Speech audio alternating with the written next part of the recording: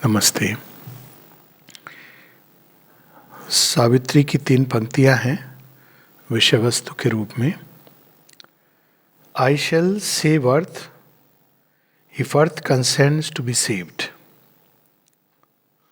ये पंक्तियां जब सावित्री अपनी ही सोल की खोज में निकलती हैं तो जितनी गहराइयों में उतरती जाती हैं, तो उतरते उतरते अंत में वो 3 मेडोना जो उन्हीं की सोल से, हम सब की सोल से प्रकृति जो निश्रित होती है, वो अपने मूल में दिव्य होती है।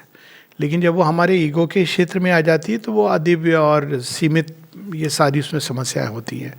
तो जिसको हम लोग सत्व रजो तमोगुण कहते हैं, तो उसमें सत्व गुण, रजोगुण, तमोगुण, ये तीनों ही वास्तव में हमारी सोल से निकलते हैं। तो वो ट्रिपल सोल फोर्सेस।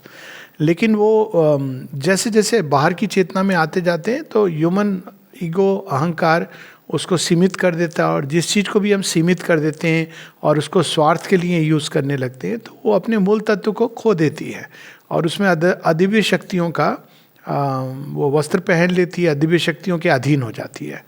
तो इस तरह से हमारे अंदर ये जो दिव्यता के का स्पर्श है, जो स्ट्रीम्स है, एनर्जीज है जो निकलती हैं, और बाहर की चेतना जो अदिव्य के कंट्रोल में है, उन दोनों के बीच युद्ध होता है।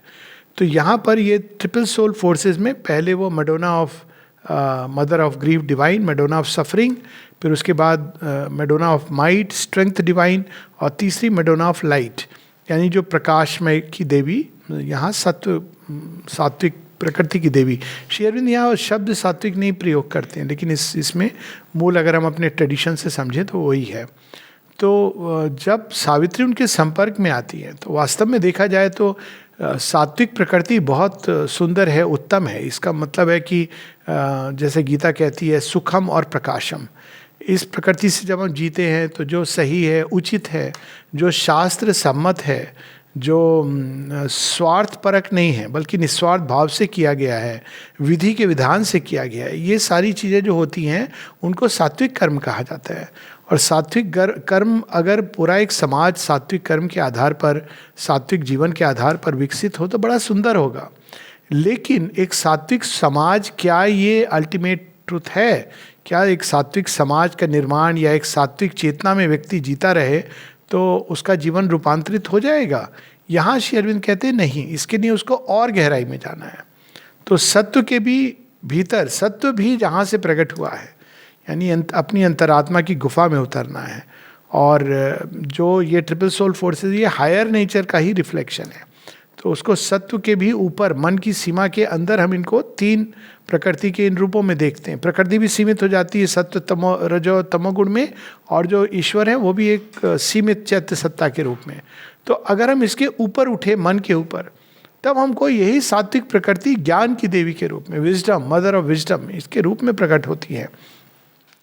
तो ये इतना ही काफ़ी नहीं है, क्योंकि आमतौर पर हम ये मानते हैं कि यदि व्यक्ति के अंदर ज्ञान का प्रकाश आ जाए और व्यक्ति के अंदर अगर एक प्रकार से विजडम आ जाए उसके अंदर, तो उसका जीवन सुंदर बन सकता है और वो बच सकता है इस संसार के जंजाल से। लेकिन कोई और चीज़ है जो इसके बाद भी आवश्यक होती है। गीता में इसको इस तरह से बताया गया है कि जब हम सात्विक जीवन जीना प्रारंभ करते हैं तो एक समय आता है when A hand of grace, तब वो आकर के हमको इससे निकालता है। परंतु यहाँ तक हमारी यात्रा लेवल बाय लेवल, इसमें भगवान पीछे छिपे हुए होते हैं, पुश वही कर रहे होते हैं। तो एक सात्विक जीवन बड़ा सुंदर है, अच्छा है अगर एक सात्विक समाज हो, लेकिन इतना पर्याप्त नहीं है। यहाँ यही भाव है, और इसको हम लोग कुछ पंक्तियाँ ऊपर से पढ़ेंगे। वो क्या कह रही हैं सावित्री को? पहले वो बताती हैं कि वो कौन है, वो प्रकाश की शक्ति हैं जो इस संसार में कार्य कर रही हैं, इस अंधकार में कार्य कर रही हैं। Thus slowly I lift man soul nearer the light. धीरे धीरे वो सत्य के प्रकाश से मनुष्य को ऊपर की ओर उठाती हैं। लेकिन वो एक सीमा है। सीमा क्या है? जो मानव मन ने निर्धारित की है। But human mind clings to its ignorance. सत्य की सीमा में हम राइट और रॉन्ग इस बेसिस पर चलते हैं। अब वो एक सीमा है जो मनुष्य के लिए आवश्यक है, लेकिन ईश्वर को हम किसी सीमा में नहीं बांध सकते। वो इनसे अटर फ्रीडम में जीते हैं, वो अनंत है, इन्फिनिट है। And to its littleness the human heart. कितने सुंदर भाव भी अगर हमारे अंदर उठते भी हैं कितने सुंदर विचार भी उठते हैं, लेकिन हमारा हृदय संकुचित होता है, वो इतना विशाल नहीं हो पाता है उन भावों को अभिव्यक्त करने के लिए. And to its right to grieve the earthly life. और मनुष्य इस भाव से जीता है कि इस संसार में दुख आना ही है, सुख है, सुख के साथ दुख होगा. सात्विक भाव वास्तव में यही भाव होता है, एक चिर आनंद की अवस्था, एक सदैव सब कुछ सुंदर हो, अच्छा हो. ये भाव सत्व के अंदर नहीं है. सत्व इस भाव से चलता है कि ये संसार एक इम्परफेक्ट है, लेकिन इसमें इतना कुछ हम लोग कर सकते हैं, एक राइटियस लाइफ हम लोग जी सकते हैं. Only when eternity takes time by the hand, only when infinity weds the finite thought, can man be free from himself and live with God. तो यहाँ वो जाते जाते, क्योंकि वो ज्ञान और प्रकाश की देवी है, तो क्लू देती है कि मैं प्रयास करती हूँ और कुछ हद तक मनुष्य की आत्मा को ऊपर उठाती हूँ, लेकिन इतना काफ़ी नहीं है. इसके आगे एक कदम लेकर जो शाश्वत है, जो चिरंतन है, जो गतिशील नहीं, स्टेबल है. प्रकृति तो फिर भी आप कुछ देर सत्व में रहोगे, फिर उसके बाद तमोगुण आएगा, फिर रजोगुण आएगा. ये गतिशील है प्रकृति. तो जब हमारी जो ये गतिशील प्रकृति है, जो एक अज्ञान के घेरे में घूम रही है, उसकी जगह अगर वो शाश्वत सत्य वो इसको पकड़ ले, यानी ये जो तीनों प्रकृति को अगर हम तीन लगाम के रूप में देखें, बागडोर, तो इस बागडोर को अगर इटर्निटी, शाश्वत भगवान ईश्वर पकड़ ले और वो इसको चलाए जैसे वो चाहते हैं, तभी ये संभव है. या इस सीमित जीवन को अगर अनंत का स्पर्श मिल जाए, तब मनुष्य अपने आप से मुक्त हो सकता है. कितनी सुंदर लाइन है, क्योंकि हम सोचते हैं कि इससे मुक्ति मिल जाए, उससे छुटकारा मिल जाए. हमेशा हम लोग सोचते हैं समस्याओं से समाधान मिल जाए. ये मन की सोच है. Problems and solutions. Divine point of view से there is neither a problem nor a solution, they are challenges and there is evolution. ये और तीसरी चीज़ नहीं है. लेकिन हम लोग हमेशा प्रॉब्लम ओरिएंटेड अप्रोच, मन यही कहता है ना, ये समस्या है, इसका समाधान क्या है. तो वो समाधान एक समाधान करता है तो दूसरी समस्या खड़ी हो जाती है. तो इस तरह वो चलता रहता है. लेकिन सॉल्यूशन वास्तव में, अगर सॉल्यूशन भी हम वर्ड यूज़ करें तो वो एक ही है, और वो है कि हम अपने विकास की यात्रा को कंप्लीट करें जितनी जल्दी हो. शीघ्र अतिशीघ्र हम अपनी चैत्य सत्ता को पाएं, शीघ्र अतिशीघ्र हम मन के पार जाएं और हम स्पर्श पाएं ईश्वर का. ईश्वर की संकल्प से हम चले, ईश्वर का जो प्रकाश है हमारे जीवन में उतरे. There is no other solution. तो यही चीज़ वो संकेत कर रही हैं कि यदि मनुष्य ये जुड़ जाता है भगवान से, यूनाइट कर जाता है, योग युक्त हो जाता है, तब वो वास्तव में फ्री होगा. लेकिन वो मुक्त किससे होगा? अपने ही आप से. गीता में ये पंक्ति है, आत्मेव आत्मनो बंधु आत्मनेव रिपुरात्मना. जो self is the prisoner of the self and self is the can give us the road to freedom. दोनों ही चीज़ें हमारे अंदर से निकलती है. हम ही अपने लिए एक अज्ञान और अचित अंधकार के कारण हम ये एक जेल बनाते हैं, और हम ही यदि सही अप्रोच लें, राइट एटीट्यूड, तब उससे मुक्त हो सकते हैं. तो यहाँ वही चीज़, उसी सत्य को बड़े सुंदर ढंग से सावित्री में बताया जा रहा है कि यदि मनुष्य अपने आप को ईश्वर से जोड़ ले, पूरी तरह युक्त हो जाए, उसका मन युक्त हो जाए तो प्रकाशवान हो जाएगा. हृदय ईश्वर से युक्त हो जाए तो उसका हृदय दिव्य प्रेम से आप्लावित हो जाएगा. प्राण और उसकी ऊर्जा ईश्वर से युक्त हो जाए तो उसका प्राण सबल और सुंदर हो जाएगा. और शरीर अगर ईश्वर से युक्त हो जाए, वो अल्टीमेट बात कहते हैं श्री अरविंद, तो रूपांतरित हो जाएगा और मृत्यु और रोग शोक के स्पर्श से मुक्त हो जाएगा. This is the basic plan. तो यहाँ पर वो कह रहे हैं कि यदि मनुष्य ऐसा करेगा, मडोना ऑफ लाइट कह रही, तभी मनुष्य सच में मुक्त हो सकता है. क्योंकि मुक्ति किसी और से नहीं, हमारे ही अंदर के अज्ञान से मुक्ति चाहिए. आई ब्रिंग मीन वाइल. लेकिन इसका अर्थ क्या है? हम लोग कहते हैं ठीक है, वो तो अब दूर की समस्या है तो हम कुछ ना करें. ये मनुष्य का एक स्वभाव होता है कि जब आएगा सुप्रामेंटल, तब आएगा, तब देखेंगे, मतलब आ गया है. लेकिन कुछ लोग ऐसे होते, कहते हैं ठीक है, जब चेंज हो जाएगा तब तक हमको क्या करना है. तो जो गॉड्स हैं, गॉडेसेस हैं, वो ऐसा नहीं सोचती हैं. वो अपना काम करती रहती हैं, चाहे उसमें एओन्स लग जाए. अब देखो, ये तीनों मेडोना एटम के टाइम से काम कर रही हैं. अणु के अंदर भी ये तीनों चीज़ें, force of inertia, force of motion and force of equilibrium, they are the three madonnas. और मनुष्य के आने के पहले भी यही तीनों चीज़ें हैं जो कार्य करती हैं. लेकिन मनुष्य के आने के बाद मेडोना ऑफ लाइट ये बढ़ती जाती है. Starts with the force of inertia.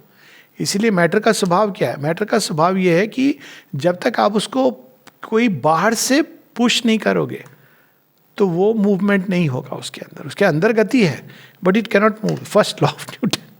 क्योंकि जो जड़ तत्व है वो तमोगुण प्रधान है. फिर उसके बाद रजोगुण आता है, प्राणवंत जो जीव होता है उसमें ये पुश, गति, मूवमेंट, कैरेक्टरिस्टिक, काइनेसिस. पशु का इस स्वभाव है, वो एक रेस्टलेस की तरह, अनलेस वो बहुत तमोगुण प्रधान पशु हो, जैसे क्रोकोडाइल हुआ और ये सब, लेकिन वो भी बड़े भागते हैं. मैं देख रहा था, आई वॉज अमेज्ड. तो लेकिन पशु की जो वो है गतिशील है, मन नहीं है, लेकिन उसका देह और प्राण गतिशील है. मन अभी भी तमस में है. और मनुष्य का क्या स्वभाव है, वो केवल ये और तमोगुण और रजोगुण नहीं है, उसके अंदर सत्वगुण प्रकट होने लगता है, तो वो प्रकाशोन्मुख होने लगता है. ये मनुष्य की एक विशेषता है. ये दोनों गुण रहते हैं लेकिन वो प्रकाशोन्मुख होता है. श्री अरविंद इन तीनों गुणों के रूपांतरण की भी बात करते हैं. तमोगुण will change into self existent peace. इसीलिए आप मटेरियल नेचर में जाओ तो एक शांति महसूस होती है, लेकिन अगर आप बहुत देर रहोगे तो आपको नींद भी आएगी, क्योंकि वो तमोगुण प्रधान है. और पशुओं के बीच में, प्लांट्स के बीच में, प्लांट्स पर्टिकुलरली जीवन, तो वो they give a lot of life energy. और मनुष्यों के बीच में जाओ तो लेसर सेट द बेटर, क्योंकि होना चाहिए सत्गुण. सच में तो मनुष्यता की साइन यही है कि जब चार लोग मिले तो वो बैठ करके एक सत्गुण संबंधित सुंदर बातों के बारे में आपस में उनके बीच में विचार विमर्श हो. विचार होना, विवेक होना, ये मनुष्य की पहचान है. लेकिन ये और बात है कि अधिकांश मनुष्य अभी उस स्तर पे भी नहीं है. परंतु Madonna of light, has she given up? नहीं, वो प्रयासरत है. तो क्या कह रही हैं? आई bring mean while the gods upon the अर्थ. क्योंकि उन्हीं के प्रयास से, जब तक प्रकाश नहीं जन्मेगा तब तक देवता पूरी तरह सक्रिय होकर काम नहीं करेंगे. काम करते हैं वो, लेकिन जब प्रकाश जन्म लेता है, because they love to work in the light, वही बाई नेचर दे आर देवता. यानी जो वर्ड है द्यू वर्ड से आता है, द्यू इज लाइट, तो लाइट इज द कंडीशन. अंधकार में तो अंधकार की शक्तियां हावी होती है उनके ऊपर. So first step is to bring the light. I bring mean while the gods upon the earth. I bring back hope to the despairing heart. जो हृदय दुखी है, जो संतप्त है, जो सारी आशा निराश है, उसके अंदर में आशा लाती हूँ. प्रकाश की एक किरण ही आशा लाती है. जहाँ आशा है वहाँ प्रकाश है, और जहाँ प्रकाश है वहाँ आशा है. और कई बार कभी मैं पढ़ता हूँ, अभी भी मैं किसी की पोस्ट पढ़ रहा था, लोग बहुत इंडिस्क्रिमिनेटली कुछ भी लिख देते हैं, किसी भी गुरु के नाम से कुछ भी. अब उसमें ये कि ये जो लेफ्ट लिबरल थॉट है वो बहुत ये एसेंडेंसी पर है, ये वो है, संसार की नहीं, आशा नहीं है. इसका मतलब है आपके अंदर प्रकाश नहीं है. श्री अरविंद को अगर आप देखो तो उन्होंने कैसे महाघोर अंधकार में, पिछली शताब्दी का जो प्रथम हाफ सेंचुरी का है, हाउ वाज ही सीइंग आशा? क्योंकि वो प्रकाश को ही उन्होंने अपने अंदर धारण किया हुआ है. और जहां आप निराशा के स्वर सुनो, समझ लो कि प्रकाश लुप्त हो गया है. तो उस समय आपको प्रकाश को जगाना है. जहाँ निराशा है वही मृत्यु है, और जहाँ आशा है वही मृत्यु से विजय का पहला चरण है. तो यहाँ वही चीज़ बताई जा रही है. I bring mean while the gods upon the earth. I bring back hope to the despairing heart. जहाँ भी निराशा है वहाँ प्रकाश का एक कण जला दो. कई लोग निराशा को दृढ़ करते हैं. जब कोई कहता है कि भाई हम बस अब मरने वाले हैं, तो मैंने बड़े विचित्र विचित्र अनुभव देखे हैं. एक डॉक्टर कहता है आपने विल बना दी अपनी. अजीब बात है, विल बना दी अपनी, मतलब अब आप उसको सर्टिफाई कर रहे हो कि अब तो मरने वाला है, विल तो बना दी. अच्छी प्रैक्टिकल चीज़ है. लेकिन दूसरा कहता है हाँ ये तो जन्म मरण यही है. मतलब कहते भी हैं इसको ऐसे ढंग से कि वो व्यक्ति निराशा में डूब जाए. ये नहीं कहने का मतलब है कि आप जाकर के ये बोलो तुम ठीक हो जाओगे, लेकिन कोई बात नहीं है. मृत्यु एक पैसेज है, इसके पार देखो, इसके पार एक नया जीवन है, नव जन्म है. तो यहाँ पर कहते हैं कि आशा का दीप जलाना. I give peace to the humble and the great. शांति किसके हृदय में आती है? अम्बिल, जो भी नम्र है. जो एरोगेंट है वो बड़े अशांत रहते हैं. क्यों? क्योंकि हमेशा वो सारे संसार को कंडेम और कंडिसेंड करके देख रहे हैं. ये भी जितने ये जो लेफ्ट लिबरल की बात हो रही थी, ये समस्या होती है. आप टिपिकली आप देखोगे कि एक लेफ्टिस्ट अगर कोई डिस्कशन डिबेट कर रहा है तो इतना शांत होता है, इतना रेस्टलेस होता है कि कभी कभी मन करता है भैया डिबेट बाद में कर लेना, पानी पी ले तो थोड़ा, बहुत अशांत है, रेस्टलेस है, वो अपनी बात को एकदम जैसे फोम निकल रहा, झाग निकल रही हो कहना चाह रहा है।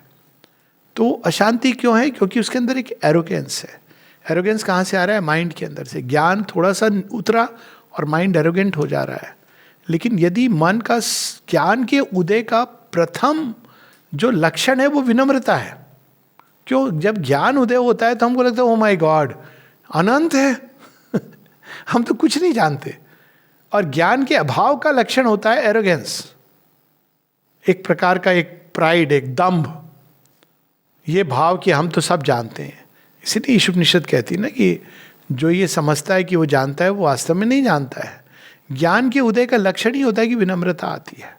तो विनम्रता से शांति आती है, क्योंकि फिर हमको ये पता है कि ये संसार इतना विशाल है, हमको इतना आगे बढ़ना है, इतना कुछ आगे की ओर जाना है, ये सोच के एक स्फूर्ति और शांति आ जाती है।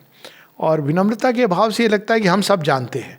अब जब हमने अपने सीमित उसको ही सब कुछ मान लिया तो हम सीमाओं के आगे बढ़ेंगे नहीं, और जो सीमा में है वो शांत कैसे रह सकता है? क्योंकि एक नेचुरल प्रवृत्ति हमारे अंदर विशालता की ओर जाने की।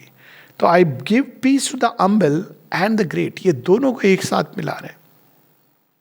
हम यूं भी कह सकते हैं कि सच्ची ग्रेटनेस की निशानी विनम्रता है। जो व्यक्ति जितना ग्रेट है, ये तो किसी ने बड़े सुंदर ढंग से कहा है कि जो वृक्ष ना चखे कभी अपना फल, वृक्ष जो होता है खुल के देता है, नदी अपने जल को खुल के देती है, पवन प्रवाहित होता रहता है, सूर्य ये प्रकाश को भेजता रहता है, ये चारों ग्रेट है। स्पेस जितने तारे उसमें डाल दो वो विस्तार में जा रहा है। वो ये नहीं कहता मेरा बोझा ज़्यादा हो गया, टेंशन हो गया मुझे, आपने 10,000 तारे फिर से, मैं कहाँ जाऊँगा। स्पेस अपने आप को विशाल करता रहता है। पृथ्वी कैसे सब वहन करती रहती है। तो ग्रेटनेस की निशानी विनम्रता होती है। और ग्रेटनेस की एक और निशानी होती है कि वो ग्रेट, जो ट्रूली ग्रेट होते हैं, वो जानते हैं कि ये ग्रेटनेस उनकी नहीं है। The greatness of the great is the divine energy in them. और जिस दिन वो ये समझते हैं कि ये मेरी है, वहीं से उनका पतन प्रारंभ होता है। तो यहाँ पर ये मैडोना ऑफ लाइट ये सब बताती हैं और अंत में कहती हैं and shed my grace on the foolish and the wise. ज्ञान ये नहीं कहता कि ये मूर्ख है, इस पे मैं ज्ञान क्यों डालूं, क्योंकि मूर्ख को तो ज़्यादा ज़रूरत है। भगवान भी अगर ये सोचे कि ये तो मेरा भक्त नहीं है, इसको मैं प्यार क्यों करूं, तो होप नहीं रहेगी किसी के लिए। वो तो सब पर समान रूप से कृपा रखते हैं, प्रेम देते हैं, ज्ञान देते हैं, शांति देते हैं। लेकिन हम कैसे ग्रहण कर पाते हैं, ये हमारी समस्या है, ये हमारी सीमा है। तो ज्ञान की देवी डिफ्रेंशिएट नहीं करती हैं। कालिदास की कहानी है ना, उनको तो मूर्ख, महामूर्ख कह करके उनकी वाइफ ने बाहर निकाल दिया था, और वही उनके लिए कृपा थी। और वो तो सोच रहे थे कि मेरे जीवन का क्या फ़ायदा है, मैं तो इतना महामूर्ख हूँ, इससे अच्छा तो मैं मर ही जाऊँ। और उसी समय माँ काली प्रकट होती है, कहती सब कुछ संभव है। अब उन्होंने उसको चुन लिया था, उस पात्र को। और तब वो देखते हैं, कहते हैं देख वो पानी जो रस्सी है खींच रही है तो सिल पर निशान पड़ जाता है। तो कितना भी कोई प्रयास से क्या संभव नहीं है। और हमारे यहाँ इस तरह की बहुत सारी कहावत है, करत करत अभ्यास के जड़मति होत सुजान, ये इसी कंटेक्स्ट में आती है। करत करत अभ्यास के जड़मति होत सुजान, रसरी आवत जातते सिल पर पड़त निशान। तो ज्ञान की देवी ये नहीं कहती नहीं मैं मूर्ख को अबैंडन कर दूंगी, मूर्ख पर भी। फिर वाइस को क्यों देती है? क्योंकि विजडम की कोई सीमा नहीं होती है। हम कितने भी वाइस हो जाएं, हमको ये पता होना चाहिए कि भगवान की अनंतता के सामने हम कुछ भी नहीं है। सदैव कुछ ना कुछ होती है। तो ये दोनों भाव, अम्बिल and great, foolish and vice, देखिए कैसे जुड़ते हैं।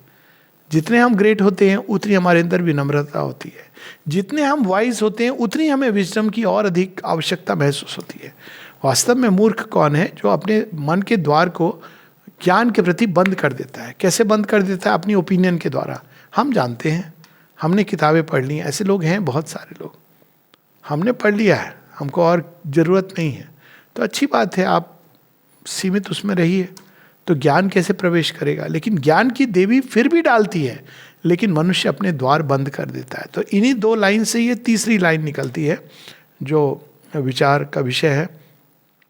I shall save earth if earth consents to be saved. मैं तो तैयार हूं ज्ञान देने के लिए, लेकिन क्या मनुष्य तैयार है रिसीव करने के लिए? मैं तो कई बार माता जी श्री अरविंद के कंटेक्स्ट में कहता हूं, इतना कुछ उन्होंने दिया है. आज तक एक सिंगल स्पिरिचुअल पर्सनालिटी, योगी, ऋषि, मुनि, जिसका भी आप नाम ले लीजिए, पास्ट से अभी तक, दक्षिण, उत्तर, पूर्व, पश्चिम, पूरे संसार में, जिसने हर विषय पर इतना कुछ हाईएस्ट पॉइंट से लिखा हो. इंटेलेक्चुअल्स ने लिखा है, that is a different thing all together. जहाँ तक इंटेलेक्चुअल्स का सवाल है, तो अमल किरण की कहानी है ना. किसी ने अमल किरण से पूछा कि आपने तो 60 किताबें लिखी हैं, आप बड़े महान हो. उन्होंने कहा इस तरह से तुम समझोगे तो श्री अरविंद ने 35 लिखी है, मैंने 60 लिखी है, तो मुझे ज़्यादा महान बना दोगे. बात ये नहीं, इंटेलेक्चुअल्स तो लिखते हैं किताबें, उनका काम है, पेशा है, मज़ा आता है उस तरह की. लेकिन जो सच में स्पिरिचुअल विजन से, डीपेस्ट विजन से देखकर, किसी ने लिखी है श्री अरविंद के अलावा. और फिर भी हम नहीं पढ़ते हैं. कम से कम Savitri, his most important work. तो यहां पर इसी चीज का भाव है कि मैं तैयार हूं ज्ञान देने के लिए, मनुष्य तैयार नहीं है. मनुष्य को ज्ञान नहीं चाहिए. वो अपनी क्लासरूम की पुस्तक, समाचार पत्र, टेलीविजन, व्हाट्सएप, अपनी कुछ ओपिनियन, धारणाएं जो जन्म से उसने सीखी है, उसमें बहुत प्रसन्न है. इसीलिए वो पीड़ा में है, इसीलिए वो कष्ट में है. लेकिन वो कहती हैं मैं शांति देती हूँ, लेकिन किसको? कौन जो रिसीव कर सकता है? जो विनम्र है या ग्रेट है, वो तैयार होता है शांति के लिए. इसमें दो बातें हैं जो श्री रामकृष्ण परमहंस कहते हैं. 2 प्रकार के लोग हैं, उनके लिए आशा है ज्ञान की. कौन? एक तो अनलिटर्ड पीसेंट, सरल है, उसको कुछ मालूम नहीं, तो वो भगवान की ओर सहजता से मुड़ जाता है. कहते हैं भगवान हमें कुछ नहीं मालूम, मुझे ज्ञान चाहिए. दूसरा वह the pandit who having read everything, he knows that he still dissatisfied and knows that he has known nothing. सब किताबें पढ़ के भी उसको लगता है अभी भी मैं, सच में जो वर्ड यूज है ना, पोंगा पंडित, यही मतलब है. ये पढ़ लिया मैंने, अच्छे से लगता है, शब्द अर्थ समझ आ गया, लेकिन क्या मुझे समझ आया? तो इन 2 लोगों के लिए आशा होती है ज्ञान की. तो ज्ञान की देवी तैयार हैं देने को, दे रही हैं. हम तैयार नहीं हैं. I shall save earth if earth consents to be saved. और जब अर्थ सेव हो जाएगी तब क्या होगा? Then love shall at last unwounded tread earth soil. प्रेम क्यों इस बार बार आहत होता है? ज्ञान के अभाव के कारण. प्रेम अपने ही स्वरूप को जब नहीं जानता है. हमको प्रेम करना नहीं आता है, जो कांस्टेंट डिमांड होती है हर किसी की, तो इसलिए वो आहत होता है. Then love shall at last unwounded tread earth soil. Man's mind shall admit the sovereignty of truth. जिस दिन मानव मन ये जान जाएगा कि मैं नहीं जानता हूं, तो या तो वो सत्य की खोज में निकल पड़े, जैसे बुद्ध. कोई जरूरी नहीं कि आपने एक किताब पढ़ी, लेकिन फिर वो एक एस्पिरेशन के साथ. स्वयं श्री अरविंद पर जैसे बुद्ध टोटली आइकोनोक्लास्ट, कोई पुस्तक जहाँ तक कोई संदर्भ है नहीं है, पर उनके अंदर एक कैसी प्यास है. वो लैंप लेके निकल गए. संसार में पीड़ा है तो क्यों है, कैसे इसका निराकरण हो. या फिर वो विनम्रता के साथ गुरु, शास्त्र, उत्साह, काल के साथ धीरे धीरे सत्य की ओर बढ़े. और सत्य का प्रमाण क्या होता है कि जब वो लास्ट बेडरॉक अनंत होता है, शाश्वत होता है, आनंद में होता है और सामंजस्यपूर्ण होता है, तो जब वो सत्य मनुष्य के मन एडमिट कर लेगा कि मैं नहीं जानता हूँ, जो सत्य है वही सॉवरेन है, सुपरमेंटल ट्रूथ या डिवाइन ट्रूथ, जिसको भी हम जो जैसे भी कहें. Man's mind shall admit the sovereignty of truth and body bear the immense descent of God.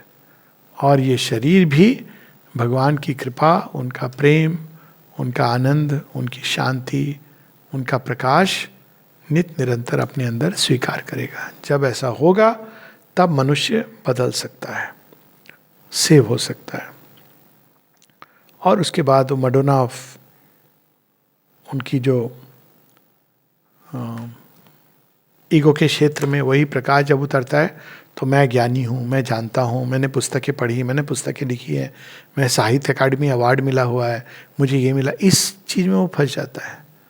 तो लास्ट में सावित्री उनको कहती हैं कि Madonna of light, mother of joy and peace, thou art a portion of my self put forth to raise the spirit to its forgotten heights and wake the soul by touches of the heavens. Because thou art, the soul draws near to God. Because thou art, love grows in spite of hate. And knowledge walks unslain in the pit of night. कहती हैं आप बहुत सुंदर, आपके कारण मनुष्य के अंदर आशा है, प्रकाश उन्मुख है. लेकिन इतना काफ़ी नहीं है, क्योंकि अगर आप इंट्यूशन की भी बारिश कर दो तो मनुष्य की ईगो एक सेंटहुड के शेल में जाके रुक जाएगी. मैं संत हूँ, मैं ज्ञानी हूँ, उसके आगे नहीं जा पाएगा. तो फिर वो लास्ट में कहती हैं कि मैं आऊँगी और आपको भी भर दूंगी उस अनंत और उस शाश्वत की कृपा और सत्य से. That is how the soul canto ends. नमस्ते.